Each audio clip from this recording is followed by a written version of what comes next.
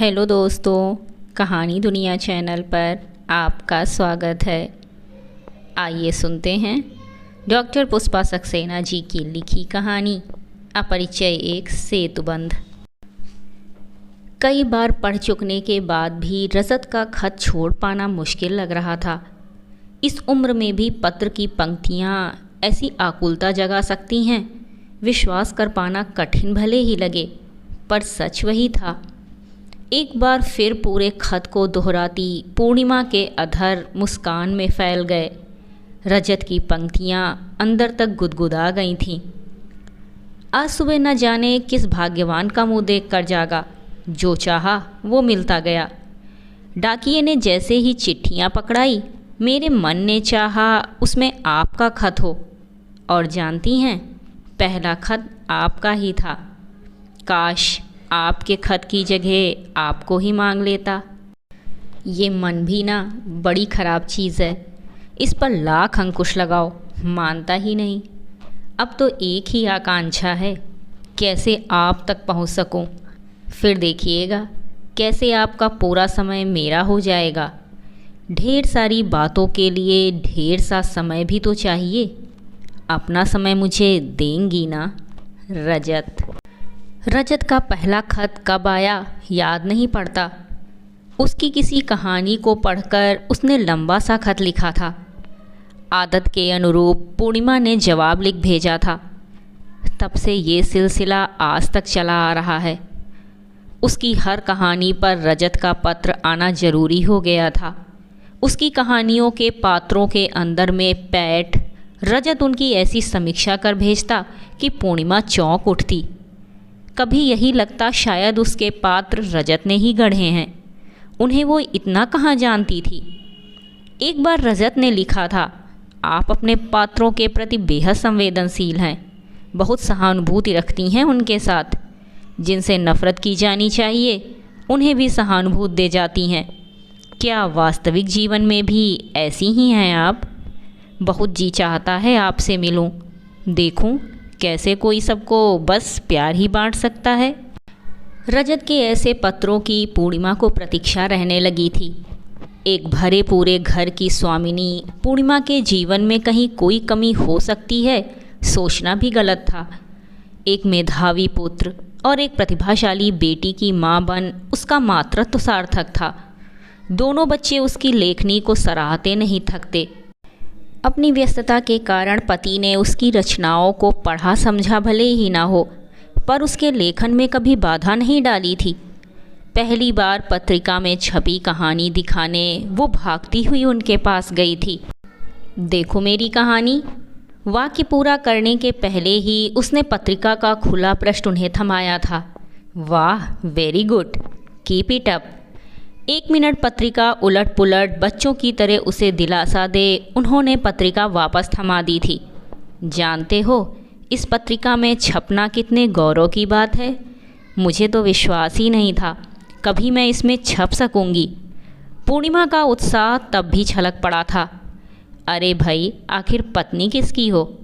सारा श्रेय अपने नाम कर उन्होंने मुक्ति पा ली थी। बुझे मन के साथ पूर्णिमा लौट आई थी। कहानी छपने के 1 सप्ताह बाद से उसकी फ़ैन मेल आने लगी थी। दोनों बच्चे खेल उठते। मम्मी, तुम्हारी फ़ैन मेल? प्रशांत उन चिट्ठियों को उत्साहित खोलता जाता था। भाई के साथ मम्मी के प्रशंसकों की चिट्ठियां पढ़ने को कनिका भी आतुर रहती। शुरू में पति ने भी प्रसन्नता जताई थी। लो बच्चों, अब तो तुम्हारी मम्मी बड़ी भारी राइटर हो गई हैं, नोबेल पुरस्कार ले आएंगी। बाद में वो सब रूटीन सा बन गया था। जब कोई कहानी छपती, पाठकों के कई पत्र आ जाते, पर उन पत्रों में रजत के पत्रों ने अपनी विशिष्ट पहचान बना ली थी। हल्के नीले रंग के लिफाफे पर लाल स्याही से उनका नाम सिर्फ रजत ही लिखा रहता था। पूर्णिमा का पहला कहानी संग्रह प्रकाशित होना उसके लिए एक बड़ी उपलब्धि थी। न जाने कब आएगी उसकी पुस्तक। अचानक एक दिन अपने नाम आए पार्सल को खोलती वो चौंक गई थी। पहला कहानी संकलन मुबारक हो, आपके प्रकाशक से कह रखा था जब भी पुस्तक तैयार हो उसकी 5 प्रतियां दुगने मूल्य पर मुझे भेज दें। मेरी इस धृष्टता के लिए माफ़ करेंगी ना? दरअसल आपका संकलन आपको ही भेद चौंकाना चाहता था। चौंक गई ना? लीजिए, गलती के लिए दोनों कान पकड़ माफ़ी मांगता हूँ। अब तो हंस दीजिए। सचमुच पूर्णिमा हंस पड़ी थी। कोई उसके लिए इतना सोचता है, यह एहसास उसे पुलकित कर गया था। आज भी उसने कुछ वैसा ही लिखा था। उसके खत की रजत ने कामना की थी। पूर्णिमा सोच में पड़ गई थी। कामना सभी करते हैं, पर कितनों की चाहत पूरी होती है? शायद इसीलिए कभी कोई छोटी सी बात भी पूरी हो जाए तो हम कितने खुश हो जाते हैं।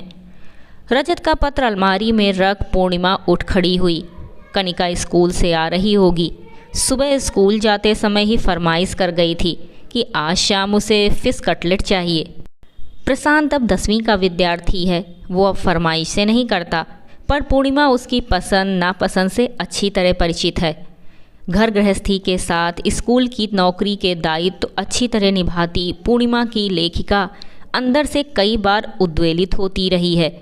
कितनी बार कहानी की क्लाइमैक्स, अंत या शीर्षक से वो असंतुष्ट हो उठती।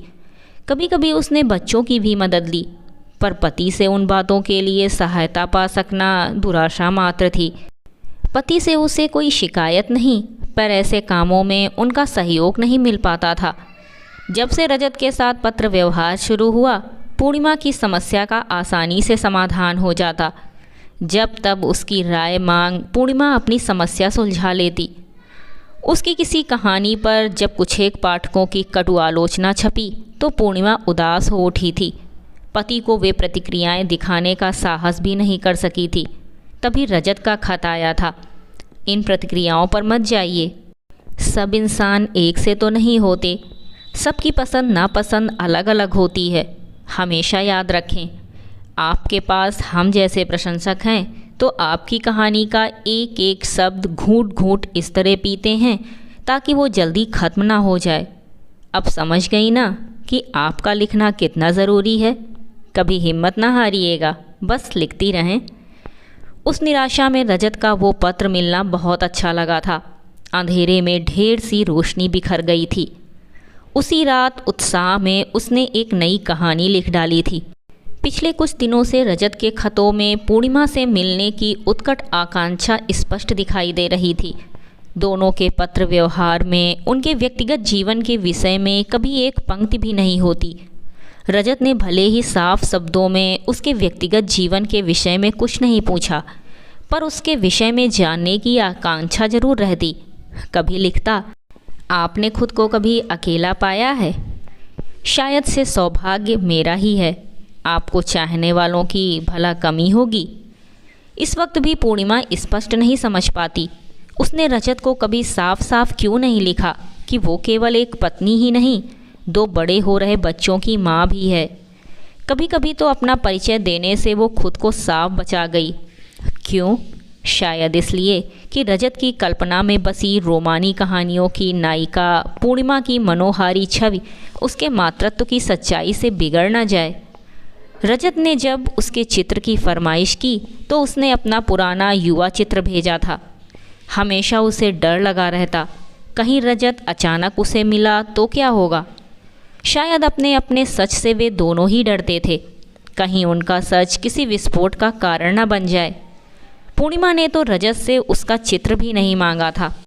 कल्पना के रजत से अगर वास्तविक रजत का सामने ना बैठा तो?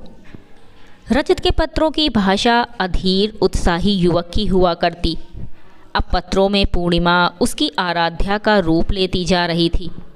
पहले रजत के पत्र उसके घर के पते पर आया करते। पूर्णिमा उत्साह से वो पत्र सबको पढ़कर सुनाती।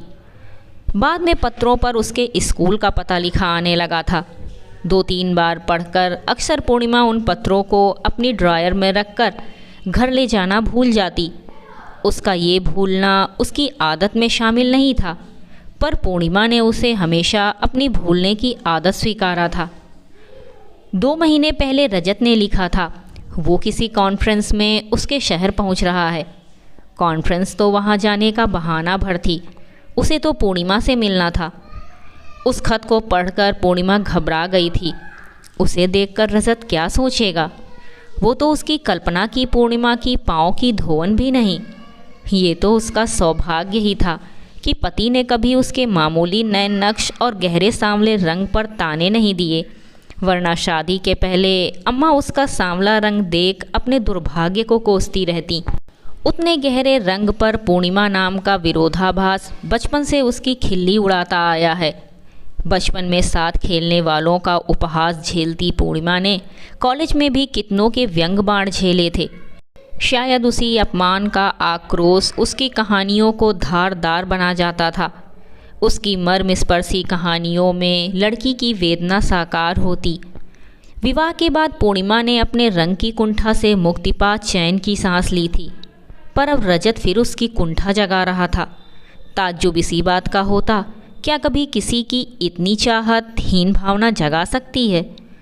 कॉन्फ्रेंस में रजत के ना आ पाने पर पूर्णिमा कितनी खुश हुई थी। रजत के बारे में पूर्णिमा ने कई बार सोचा। उसकी कल्पना में रजत जीवन से भरपूर स्वस्थ आनंदी युवक का प्रतिरूप था। क्या वो रजत को लेकर अपने अधूरे सपने पूरे नहीं कर पा रही थी? कोई उसे चाहने की हद तक चाहे का अरमान लिए वो कोरी ही रह गई। रजत के पत्रों ने उसकी गागर को लबालब भर दिया था। कोई उसकी वैसी कामना कर सकता है, अब और चाहने को शेष क्या था। सच्चाई की जगह सपनों के इंद्रजाल हमेशा मोहक होते हैं। हो सकता है रजत में वो सब कुछ हो जिसकी कामना की जा सकती है, पर अगर वो वैसा नहीं हुआ या पूर्णिमा को देख अगर उसके चेहरे पर निराशा आ गई तो क्या वो उस आघात को झेल सकेगी? बचपन से युवा अवस्था तक न जाने कितने आघात झेल चुकी है, अब और नहीं। अपने बचपने पर पूर्णिमा को नाराज़गी हो आई। वो क्यों रजत की पसंद बनी रहना चाहती है? उसे अपने मोह जाल से क्यों नहीं मुक्त होने देना चाहती? शायद सब कुछ पाकर भी उसके अंतर में वही नन्ही पूर्णिमा कैद है जिसे घर में सब काली नाम से ही जानते थे। अपनी नायिकाओं की तरह वो सुंदर ना सही, संवेदनशील तो जरूर है। रजत के सपने तोड़ने का उसे क्या अधिकार है? क्या रजत उसकी कहानी का पात्र नहीं? रजत ही तो कहता है वो अपने पात्रों के प्रति बेहद सहानुभूति रखती है। फिर बहुत देर सोचने के बाद पूर्णिमा ने रजत को चंद पंक्तियाँ लिखी थीं। पत्र मिला। मानसिक रूप से हम दोनों एक दूसरे के पूरक बन सके, ये हमारा सौभाग्य रहा। एक दूसरे को बहुत जाना समझा, फिर भी और जानने की चाहत बनी ही रही। अपरिचय का ये औत्सुक्य ही हमारी मित्रता का सेतु बंधु है रजत। एक दूसरे के प्रति ये औत्सुक्य हमें सदैव बांधे रहेगा। मैं टूटकर अलग नहीं होना चाहती। अपनी कहानी की नायिकाओं सी साहसी नहीं, बहुत डरपोक हूँ मैं। व्यक्तिगत जीवन में हम कभी नहीं मिलेंगे, पर बहुत दूर रहकर भी हम बहुत पास हैं रजत। मेरी बात समझ सको, यही कामना है। यह थी डॉक्टर पुष्पा सक्सेना जी द्वारा लिखी कहानी अपरिचय एक सेतु बंधु। कहानी सुनने के लिए शुक्रिया।